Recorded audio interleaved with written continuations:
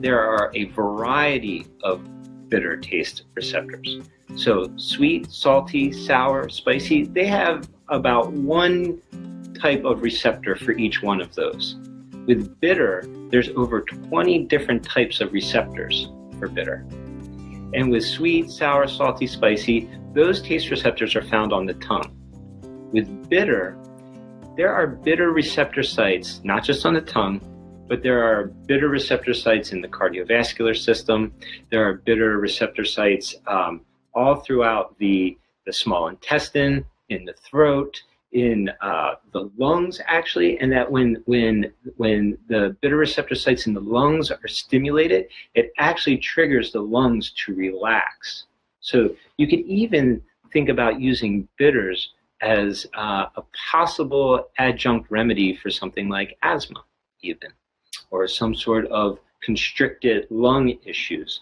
There's also bitter receptor sites in the pancreatic duct, as well as in the brain. So brain cells even have bitter receptor sites. Reason being is because bitters actually will stimulate vagus nerve activity, and that can actually cause enhanced digestion. The vagus nerve is a nerve that runs from the brainstem, innervates a variety of organs eventually into the gut. And it's the main communication pathway between the gut and the brain. That's the gut-brain axis right there. And so bitters can actually stimulate brain cells, increase vagus nerve tone, improve digestion, improve neuronal functioning. So bitters can do a variety of things there.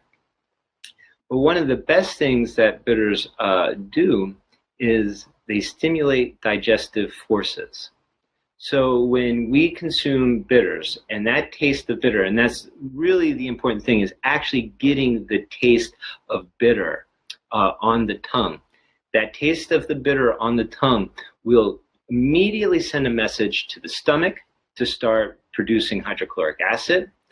It'll send a message to the pancreas to start secreting pancreatic juices.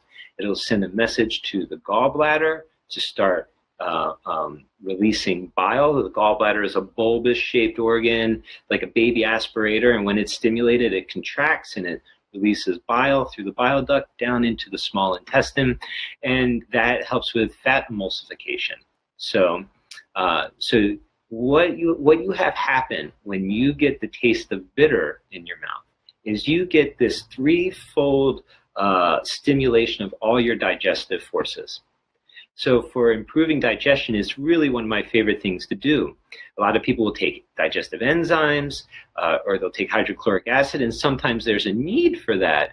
But really, by starting with bitters, what you're doing is you're stimulating your own inherent digestive forces. And that's really important. We want to produce and secrete our own digestive forces. There is a time and place for this, with digestive enzymes and hydrochloric acid. If somebody has hypochlorhydric, meaning they have weak stomach acid, then hydrochloric acid supplements are really important. But as a first line of improving digestion, we really want to work with the bitters.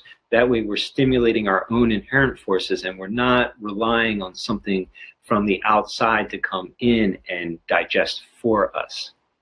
And with hydrochloric acid, there's a buildup to it, and it can actually build up your stomach acid, and then you can titrate back down. So that's really unique in its own capacity there. But with digestive enzymes, they just kind of come in and they do the work. So I'm a big fan of stimulating our own forces.